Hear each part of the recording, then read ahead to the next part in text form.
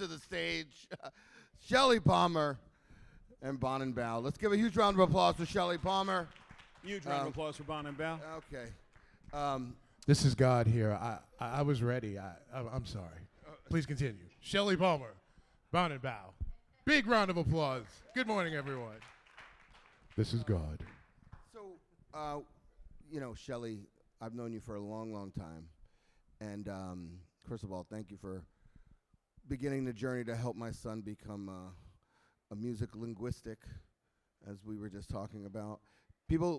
Fun fact that people might not know, Shelly has the most amount of jingles of any human on planet Earth. If those are old enough to remember, meow, meow, meow, meow, meow, meow, that's one of Shelly's, just to give you a sense. 3,000? I have a lot of music on TV. I lost count years ago, but anybody's interested, all the way at the bottom of shellypalmer.com, there's a little link called Original Music. It'll speak for itself. I never talk about it. However, this is 2026. Yes. This is the 40th anniversary of Let's Go Mets, the official song and music video of the world champion New York Mets. That was the last World Series that they won 40 years ago. It's almost unbelievable. So that's the anniversary of that. It was August 27th. It debuted in the Diamond Vision at the old Shea Stadium. And somebody texted me this morning, what am I doing about it? I'm like, feeling old. That's what I'm going to do about it. You're not old. You're just seasoned. Yes, that's that. Yes. Wizened warrior, as it were. Right. But the very first time I actually met Shelly, he interviewed me on your NBC show, was it? Yep. Yeah. On the NBC show. That was I was at Pepsi, so I've known you since then. And you're always at the forefront of everything in our space. And I've been, listening to you and reading you on the AI journey, and you've been kind of adjusting the thoughts as the world adjusts. And today, what I really, we're talking about architecting the intelligent future, creativity, AI, and what comes next. But where is your head at currently in terms of the state of AI? Interesting question. So the last 10 days, there's been a pretty dramatic shift, but it's profound. I could say that every 10 days for the last 3 years, but the last 10 days, there's been a pretty dramatic shift. And I think if I'm really honest, I would say to you that when I was younger, pre-COVID. 10 days ago. Oh, no, pre-COVID. Pre-COVID. I'd get up in the morning and I would have a pretty good understanding of what today was going to be like. And I think I would have a fairly decent framing for the next 6 months. And if you asked me, what is going to happen over the next 6, 10, 12 months to the media business, I would have had a point of view. And after November 30th, 2022, when ChatGPT shows up as a public product, the world's attention was captured. But what was fascinating about that time, that little period of transition, is I lost my ability to predict my own experiences going forward, because the pace of that change, even at that moment, to me, was astronomically fast by comparison to the exponential change that we had been experiencing. And that's been the state pretty much for 3 years until about 10 days ago. 10 days ago, it became very obvious to me, I could be completely wrong, by the way, it became completely obvious to me how at least the next few months, if not the next year or so, are going to go with respect to the state of AI. Anthropic has achieved what any one of us would call terminal velocity of revenue. These guys, they made $11 billion in 30 days, and it's not stopping. And they have built a machine that just grinds tokens, and those tokens are getting exponentially more expensive under the hood while you're not watching. They didn't change the pricing, they just changed the tokenomics. What was costing $200, $300 a day 20 days ago, today will cost you $400 or $500. I mean, it's literally almost double in price, 30 to 40% by rate card, if you will. But as I look at the future now with respect to AI, it's very clear to me how this is going to go. All of the training we did, all the prompt engineering, all the prompt crafting, That's last year. Forget about it. It's done. Don't need to learn how to do it. Never need to think about it again. There are basically 3 buckets that AI has fallen into, and I think we're going to stay there for a while. You've got tasks, and the tasks are just you in a context window telling AI what you want it to do. Do this for me. Go search the web. Go do something for me. You are in command of it. It is acting as a search tool. It actually might even do something that somebody may call agentic. That definition is pretty amorphous. So tasks are you telling it what to do. Then there are workflows. And workflows don't think for themselves. You can think of a workflow as super automation. So I'm going to craft some super automation that is going to happen when invoked. But it's not thinking, it's just doing. And then we can call the last bucket agents. They are also known as clause, skills, agentic workflows. Everyone's got 59 names for it. We'll just call it agents for now. And an agent is a workflow that will have agency to act on your behalf on its own, meaning autonomously making a decision or set of decisions by itself to deliver an outcome to you. So these 3 buckets are really clear. You've got tasks, you've got workflows that are automated, super automated workflows, and then you've got agents that think for themselves and deliver a goal. If you extrapolate that all the way out, now we understand how to deploy an enterprise, because I can build libraries of agents, libraries of workflows, and I can build individual tools that can be called for tasks. The agents will use the tools, the workflows will use the tools are constantly improved. As long as I've got a feedback loop or an loop, fancy word for evaluation, a way for humans to correct the subjective requirements of an agentic workflow, I'm going to have a self-improving system. Now, objectively, I can improve anything I want if there's an objective, like the first paragraph of this product description, the first sentence of a product description must be an active voice. It's objective. You can do that without a lot of muss or fuss. But if you want to go deep into, I've written this biography of Bonin, and I want to check it for voice and tone. There's some subjective stuff in there. A human being who knows, is a subject matter expert, needs to go in and look at it. So once these are in place, the next thing that the state of AI is the next frontier is badging agents so that they have an actual employee badge. You've got intelligence decoupled from consciousness that will be badged. The orchestrator agents spawn sub-agents on their own. And so maybe those sub-agents get badged also, or maybe they're ephemeral. We don't know. It all depends on the way the workflow is. So the state of AI is in this really beautiful place right now where we have real understanding of the kind of buckets that things fall into. We understand how to deploy them at enterprise. We understand how to improve them continuously. We understand how to give them persistent memory. And all of this will go away on the day that AGI is attained, artificial general intelligence, which is not defined by anyone. That no one will agree on the definition of what an AGI is. But whenever we get to artificial general intelligence, everything I just said ends because it will do everything for you because it's generally intelligent. Till that day, where we have magical AI that does everything by itself, we have a really clear path. So if I guess a super long way of saying that if everything you and I know about AI and all AI innovation stopped today, we're still 5 years away from getting this properly deployed in enterprise to maximize the value. Yeah, I think, well, it's interesting because you talk about eval loops, and I was at dinner the other day, and I made a joke about, right now, whether we want to believe it or not, we want to believe that enterprises are using it, and that the reality is they're really not. They're so far from it, right? And my big theory is that because the senior leadership is not using it. Like, once the senior leadership actually uses it, so 6 months ago, 8 months ago, I decided I am going to delve as deep as I can into every single tool, and I started doing a series, anything in 3 hours. I'm not going to lie to you, I feel bionic. I've never felt smarter, faster, in my life, dude. You're looking a little bionic there, Bonin. Well, I might have to be because that's a health thing. But anyway, yes. But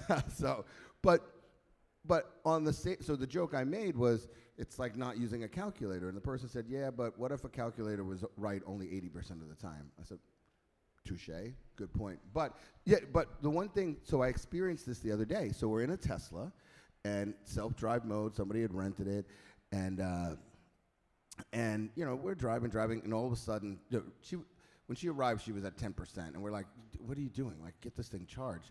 So we're driving, ends up at 2%. We're trying to find a charger.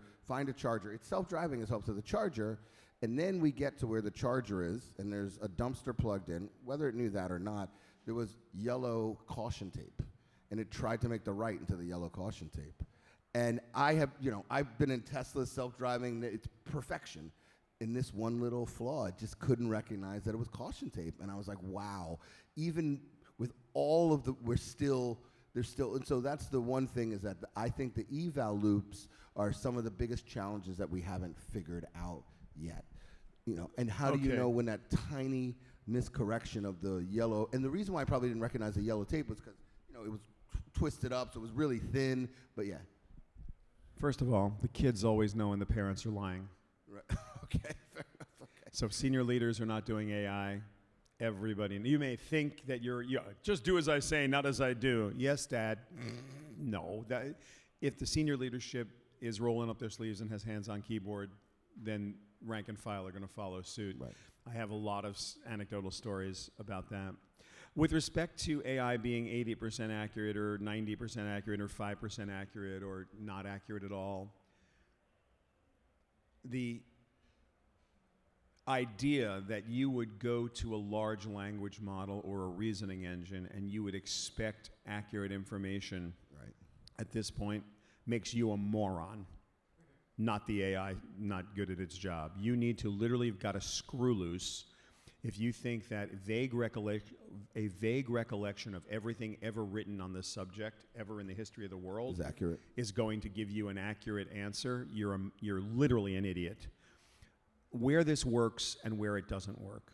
When you build persistent memory and a knowledge base for your own company, and in a very narrow way, we're not talking about general knowledge. We're talking about the canon of the M&Ms for Mars. We're talking about the canon of Big Red Coke. We're talking about the canon of Peppa Pig and all of the individual characters in that canonically, or all of the Disney princesses, each one individually. So if I took the brand Bible, literally the brand Bible, and I translate it into 3 different kinds of data.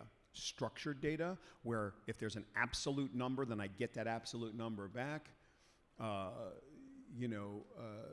How many goals did Sidney Crosby score in his rookie year? That's a number. It's a real number. You either know it or you don't. Then there's another kind of database you would want to put on top of that, some kind of graph where you've got actions and nodes and understand relationships, and probably some kind of vector database where you can put enough tokens.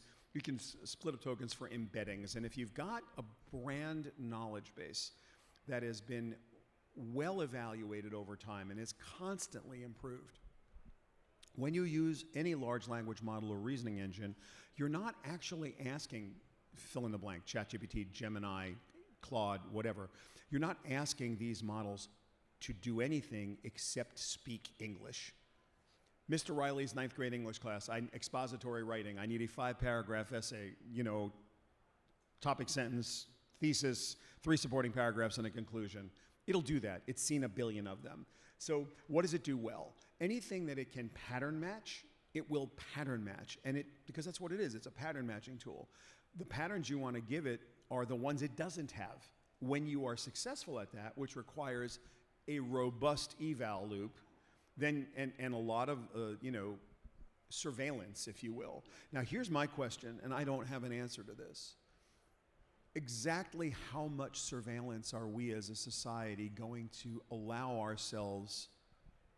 Because unless the AI is literally watching you all day long, unless every keystroke at your desk is logged, then the AI can't work on your behalf because it doesn't know who you are or what you are. But if it knows your calendar, and it knows how you like to answer emails, and it knows how you like to travel, and it's looking at the way that you use Uber as opposed to when you would use a Lyft and when you'd make that choice, the more you'd let it know, the more it can do. So at what point do we go, I don't know, like it's the juice isn't worth the squeeze, whatever the cliche is. It's like, I don't think I want this thing literally watching me the way, George Orwell would lose his mind at what you need to give up for this to actually work for you. So I'm not sure that the panacea or the promise, which requires an insane amount of data, will ever be achieved, because I don't know that I want to give that amount of data, both in my workplace or my personal life, to an inanimate object where, by the way, it will be stored. Right. That's the question. Which means Security. someone else can look at it. Right. Right. I don't know. I mean, yeah, and I think that is the biggest question that no one wants to sit down and talk about. It's like, hey guys, there's surveillance state from Facebook and Google, and then there's like this, which is like 20 times worse. So I don't know how far and where those boundaries are going to be, but I promise you, humans will find those boundaries because people will find boundaries. Yeah, I think the security, that would be my question, is if it was secure and only I could ever access it, then let's go. Thank you, Tim Cook, now newly exalted to the emeritus and chairman status. Apple has the right theory. Secure enclave, it's in your iPhone. They can't get it. You can. No one else can. And if the new iPhone, which comes out in September, if not this iPhone, the one afterwards, is powerful enough to run a medium-sized model locally, the whole dynamics and the whole economics of this are going to change, because I absolutely trust what goes on in my iPhone to be secure enough for me to let the iPhone do that for me. So, and it's a hardware play. That hardware security gives me enough comfort where, okay, look, I used to say, and every one of you will probably really relate to this, if you want to end your relationship with your significant other, show them 30 days of your Google browsing history and ask to see 30 days of theirs. Once I've seen your Chrome browser history, it's over. No relationship would withstand 30 days of that. And you go to 60 days and you go to jail. Like, you don't even get broken up. They actually call the police and have you sent away. Imagine how much more data this has than that. I don't even want to ask about your search behaviors, but okay. It's anecdotal.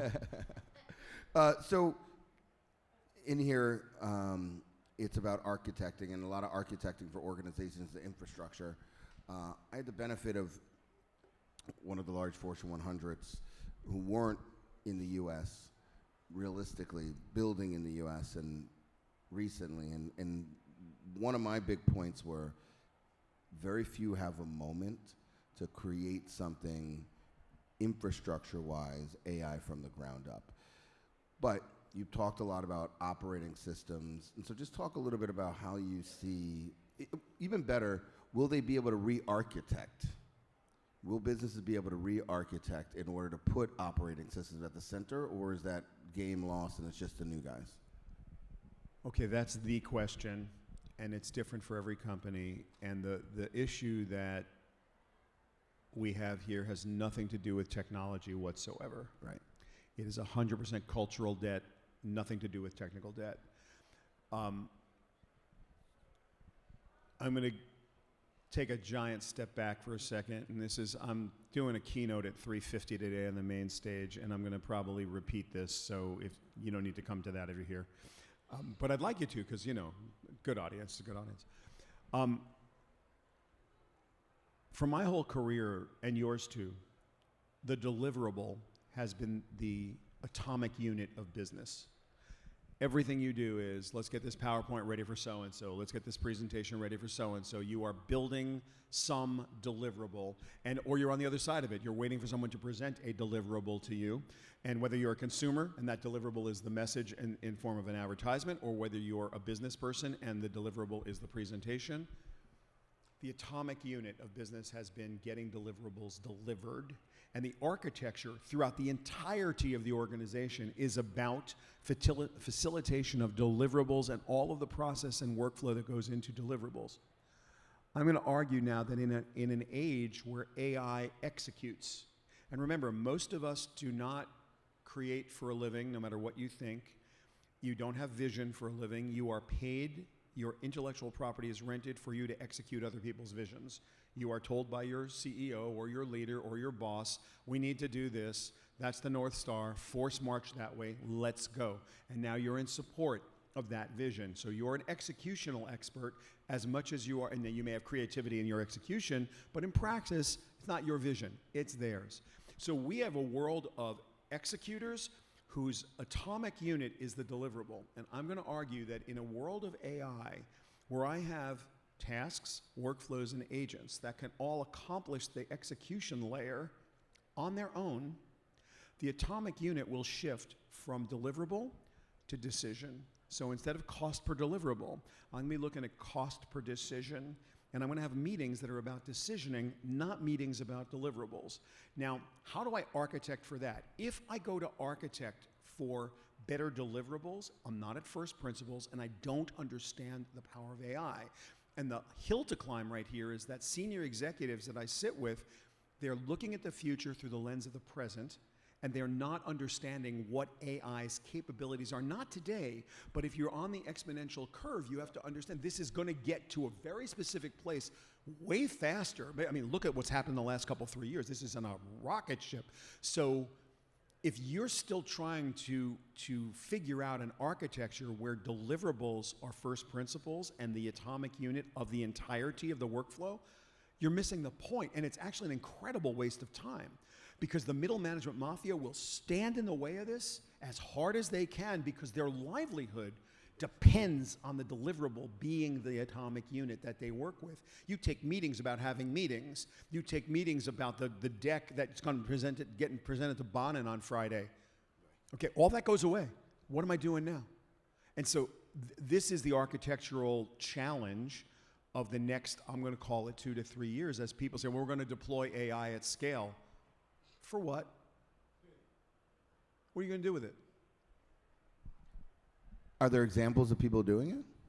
So, I said the last 10 days have been kind of amazing. As I've come to the realization that I personally came to a clear focus on how to approach each of these 3 kind of toolings at scale for enterprise, with identity access management, with lifecycle management, with model garden policy, with on, all the things you and I would do if we sat down to like do a really decent technical install. It has become clear to me that as I was kind of sorting out how to lay this out for some of our very big clients, and as you know, we deal almost exclusively with Fortune 500 organizations, this idea of this first principle of the decision and this metric that no one else has ever used or heard of till this moment, which is cost per decision as opposed to cost per deliverable, sort of became obvious to me. And that's when, so it's literally 2 weeks old for me. And no, I don't think any of my clients are doing it yet, but every client meeting I've had in the last 10 days has been about, you know what, I had this idea and I think we're doing this wrong. And everybody's like, Jesus, that's pretty interesting. Let's debate this. And so now we're going to go through this whole sort of process where big business goes through the Socratic debate, which I actually welcome. Right. You know, it's like dialectic conversation on this is exactly the conversation you should be having. Again, I go back to my concern is that I look at it and I think about the internet, right?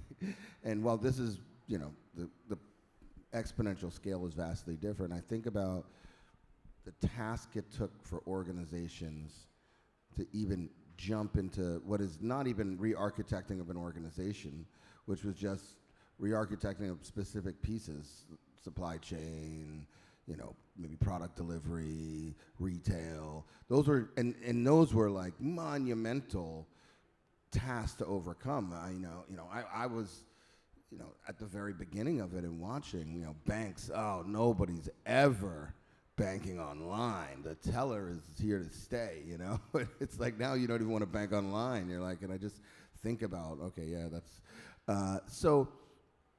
but the big concern again was a lot of senior leadership don't really have a real sense. They can't feel how much change is sitting at their fingertips. you know. Can't blame them. It's not, look, if you sit in a C-suite as often as I do, you realize that each individual leader has a world of problems to solve, Yep. and they're fiscally governed, and they've got the incentive structure is not about inventing the future. The incentive structure is the quarterly earnings call. Yep. And none of this is accretive to the quarterly earnings call. In fact, none of this is accretive to the next 4 quarterly earnings calls. And that means that it doesn't get the attention it deserves. And when you carve away certain individuals from a leadership team and sit down and have this kind of earnest discussion, you'll hear everything, a wide range, everything from, look, this is structurally impossible in an organization our size. Okay, it's valid. You got a multinational corporation with 300,000 employees. I get it. This is going to be a big ship, and it's going to be hard to turn. So what are they doing instead? You walk in, if you're us, you get hired by a Fortune 500 company. We come in, have a leadership level set or a leadership alignment meeting with the leadership team, and find out that there are 1,300 individual AI projects going on around the organization. The overlap is insane. Everybody is playing Game of Thrones, the home game, because everybody wants their own data. No one's releasing data to the greater, like the cultural debt, the human part of this is almost, to be fair, Bonin, it's almost insurmountable. And so it leaves a lot of room for ankle biters and the first 9-year-old self-made individual billionaire. Right. I mean, that kind of, and you make a joke about it, but will there ever be a time, and you tell me, will there ever be a time when something with a moat the size of a normal multinational, which has business licenses in 140 countries, they have all of their contracts in 60 languages, they have distribution by airplanes, trains, and automobiles across the globe. If you have that, you are allowed to make a lot of other mistakes. You might get yelled at, and your share price might, get knocked around a little bit. You know what you don't have? You don't have an extra 20, 50, $100 million in any quarter, because it comes right out of the bonus pool, to invest in this out of OpEx.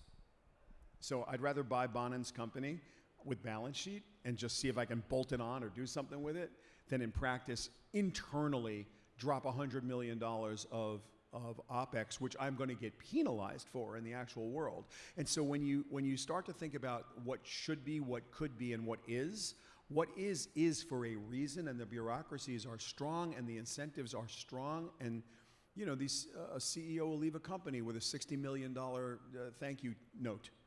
Hey, glad you were here. Here's $60 million, and now you can be emeritus status or whatever. These are impressive numbers. These individuals didn't get there because they were not paying attention to what they're supposed to do. So while Architecting in the Intelligent Future is an amazing title for a panel, and it's the #1 thing I work on as a consultant or an expert practitioner, I'm here to tell you the reasons this isn't going any faster is because nobody's incentivized to have it happen any faster, regardless of what's happening on the West Coast. No. Look, having been in those companies and having sitting on the You would know. I've seen it firsthand. I mean, and it's not just this change, but and it's interesting you said 9-year-old, because we do AI Fridays, so we take 3 hours out each Friday and use different tools and tasks. And so one of our employees brought their 9-year-old, and at the end we judge who won, and he won twice. Yep. So it's like, okay, we got a lot of work to do, guys, or we got to hire more 9-year-olds, one or the other. But so let's go to some myths. So I've had some personal experience with this, and but I want to hear your thoughts. This idea that AI is commoditizing creativity. Now, first of all, you said that none of us are creative earlier, but just in general, does it commoditize creativity?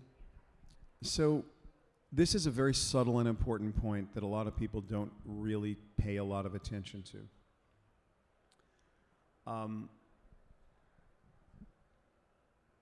You're doing something, I don't care what it is, you're doing a project, music, text, images, doesn't really matter. You are an absolute expert in your field. I've written something like 5,000 pieces of music that are in my ASCAP catalog. I've directed probably 300-400 TV commercials and probably cut 5,000 promos for television in my career. So I've lived the experience of how one gets a brand brief and turns it into something you deliver, the deliverable. And I've studied. My mother and father met at Juilliard. They owned music stores. They were music educators. They were my first music teachers. And I studied and I practiced a lot. You don't get to write the amount of music I wrote. You don't get the facility unless you're spending 3, 4, 5 hours a day woodshedding as a kid. And listening, researching. Every John Coltrane solo that I could transcribe, I transcribed. Every Michael Brecker solo, may he rest in peace, dear friend, but when I was a kid, he was a legend. He wasn't a friend at that point. He was Michael Brecker, the greatest sax player that ever lived on the earth, and sitting there listening to every note this guy played and writing it down and then trying to play it. I mean, really trying to get my David Sanborn, Michael Brecker chops together, studied. So I would consider myself an expert practitioner of music and a student of music, a true student of music. If I took every song I ever heard in my life, if I took every note I've ever played or practiced in my life, it's finite. I've listened to 100,000 songs. I'm making this up. I've played you're supposed to play 20,000 hours on each instrument. I play like a bunch of instruments. So I played 100,000 hours. I practiced 100,000 hours. Large language models have read everything ever written on the subject, listened to everything ever written in the history of the world, and seen every piece of art ever made publicly available. So when you mash something up, I want John Mayer to meet Taylor Swift at Willie Nelson's house. That's the song I want you to write. You may not even be able to conjure that up in your head, but it could. Now, it may be nonsense and it may be useless. Or it could be something really simplistic, like I'm writing an essay about the history of European thought. And so there's 2 ways to ask a question. What was the impact of the Weimar Republic on the advent of World War II? Well, now the model knows you're at least a scholar of history of European thought, or you could just ask it like a high schooler. What did Germany do in World War II? Same exact question, just asked in a different way. It's read everything ever written on the subject, and you as a PhD candidate have read 500 books on the subject. So when it mashes something up, it may not be new, it may be absolutely not new, but it may be net new to you. And you look at it and go, this has inspired some idea for me, or this is net new and better than I could do. So for somebody to just make a blanket statement, AI is not as good as blank, or it's always going to be blank, does not, they're not bringing enough to the party, right? If you press a button and expect an output that's going to look like, somebody professional wrote it, or somebody professional drew it, or somebody professional directed the video, yeah, you're going to be disappointed. But if you come to this with skill, and you understand that you're dealing with this wealth of knowledge that is yours to tap in a completely new way, you're going to get net new. Now, there's another thing that's really weird. It's called identity threat. I thought I coined that phrase. I didn't. I was really sad that I didn't invent I thought ADT coined that, right? Yeah, I wish. So it's a known thing. Well, here's what happened. This is this crazy thing. So about a year and a half ago, I'm at one of these. I'm at a dinner. And someone pulls me aside and says, hey, I had this weird experience. Can I share it with you? And they told me, and this particular person was a particularly great writer. Not a good writer, a great writer. 6 books, 7 I think at the time, and was working on his 8th book. He said, I was just writing this chapter and he was using ChatGPT, and he says, it's like all week I've been working on this chapter. I swear to God, this thing is better than I am. I'm like, no, it's not. He goes, no, really, like this, it's just writing better than I write. And I'm like, nah. He said, no, really. And I'm like, well, how does that make you feel? He goes, I'm wondering I'm a human being. Does that even matter anymore? It's called identity threat. And the better you are at your job, the more you recognize greatness. Like I sit down in a jam session, I will tell you in 3 measures, usually 2, who the best musician I'm sitting with is, who the second best one is, you just know. If you know, you know. And this guy is one of that, was at that level, and he's kind of like, this thing is better than me. And it freaked him out. So, yeah, it can give you garbage, and will give you, press a button, you're going to get garbage. You're going to get absolutely an average answer that's the average of all things ever done. But if you know what to bring to these tools, Bonin, you have a really good tool set at your disposal. Well, that's kind of been that's kind of been where my head's at, is that craftsmen's. And, we did a thing with open art on stage, and I've been talking to all the creative platforms, and I'm like, you guys haven't reached up to the real creatives, the guys that they are the best in their craft. And like, yeah, but we do performance marketing. And that's why you're getting slop. I'm not saying it's slop, it's a different genre. It's just not, and this guy said to me, he agreed, and he said, and this was the name of it ended up becoming the name of the panel. He said, just because you have a chisel doesn't mean you're Michelangelo. And when I did my first video piece, it was with a guy, Henry Hargraves, who's like a phenomenal photographer and and you can see the craftsmanship utilizing these tools, and it's just a whole nother level. But he brought up something. He said, what's crazy is that I feel so lucky in my life to have a thought partner that's this broad. I never said, imagine if your dad was alive and the work, what he could have done with this. And he's like, it's mind-blowing. It's mind-blowing. But as a craftsman, you realize, okay, I'm sitting on something that if I really understand how to utilize it, I can create things that I could have never. There's another thing here, Bonin, that I think is worth talking about because of where we are and what everybody in this room does for a living. If the audience can't tell the difference, there is no difference. And this is, if you are writing a piece of music and you're recording it, you're never finished. You're just done. There's a deadline. There's a budget. We've hit the deadline. We've hit the budget. I will keep working on it all night, but it needs to ship. You're never finished. You're just done. Whatever that is, it's a sickness.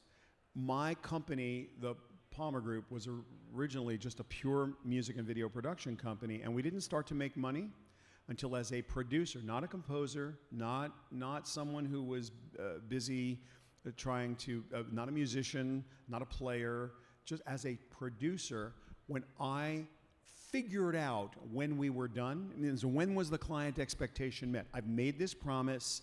Did I meet or exceed their expectations? All I needed to do was be 1% better than what I promised, and now we got to be done.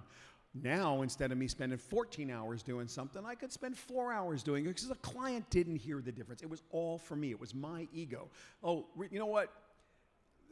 Let's do another take of the bass part. It doesn't feel right to me. The client had no idea why I was doing another take. It was completely about my vibe, like my thing, how I heard it in my head, and the musician that was playing bass wasn't realizing it for me. That was me. So if they don't hear the difference, if they don't see the difference, and people always push back on that, but I got literally 5,000 pieces of music on the air that call bullshit on calling bullshit on that. It's like when you are ready to ship and the client says this is great, ship it and move on. And by the way, there was no one in this room is old enough, maybe some of you are, to remember an agency called Benton & Bowles, because it ultimately became Darcy McManus, based in Benton & Bowles, DMB&B, when Darcy McManus, Macias DeGarmo, merged with Benton & Bowles. But Benton & Bowles was the agency for Procter & Gamble, and they had all of the leading brands of Procter & Gamble, and their sales line, the logo line for Benton & Bowles was, it's not creative unless it sells.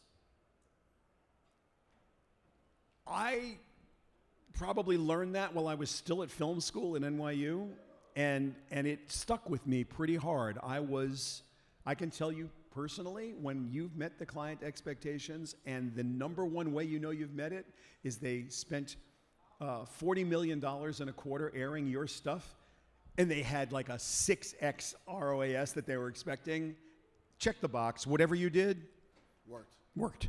It's funny, we had, again, I know we got to wrap. We had one of the panelists yesterday as well. They do work for one of the big major retailers, and they've, over the last 4 years, and they've been judging, what consumers think. 99% of consumers couldn't tell the difference. Right. Couldn't tell the difference. And that's the case to be arrested. Right, and then the other thing, though, what's funny is we did an AI spot, and the client knew we were doing it, and so when it come back, they were like, you know what, can you slightly adjust this? Now, had we shot that, with mattresses flying through there, had we shot it, it would have been done. But now that they know, they're like, oh, I can push a little bit, to the point where we had to be like, okay, dude, it's like, we're done now. Last question, though. So now that you have this kind of 3-bucket theory, is there any one of those areas that we should be focused on more? Yeah, the number one thing you want to focus on is evals, this concept of evaluations, and some people call it an eval loop or whatever. You need to make sure there's a knowledge base and a schema, however you decide to architect it, where you can improve these models on a continuous basis. And importantly, you need to lead your teams in a way where they are given the time and the budget. Like you got a full job, and all of a sudden the eval comes back, and evals come back in a lot of ways. You've all done them. You either have a thumbs up, thumbs down in a dialog box. That's the simplest one. But you've also had, if you work in an organization that does AI, you'll get a spreadsheet. It'll be what was asked in the context window, what the AI agent answered, or what the AI answered. Now, you give it a grade, and then you give it what you would have answered as an expert. And then the knowledge base looks at the diffs and decides, okay, this is how I need to improve myself. You need to be given time to sit with that spreadsheet. And if you're not paid for that, you're not going to do it. And if you have other duties, you're not going to do it. So again, this is a leadership challenge, not a technical one. Someone needs to pay you. You need to reorg your org so that everyone has time now to manage their synthetic employees. And it's a really hard concept because you think of it as like a computer, or you think of it as an algorithm, or you think of it as AI. You don't realize it's intelligence decoupled from consciousness that works for you. It's an entity doing something on your behalf. And if you don't manage it, and the only way you manage it is through evals, if you don't manage it and pay people to manage it, it doesn't work. Right. So that's the number one thing people should be thinking about. All right, too. Great. Thank you, sir, as always. Let's give a huge round of applause. Thank you, Mr. Palmer. And is there one jingle that you're the most proud of? Proud of? Well, it's yeah. I'll accept that. Yeah, New York Mets, because it's 40 years. All right.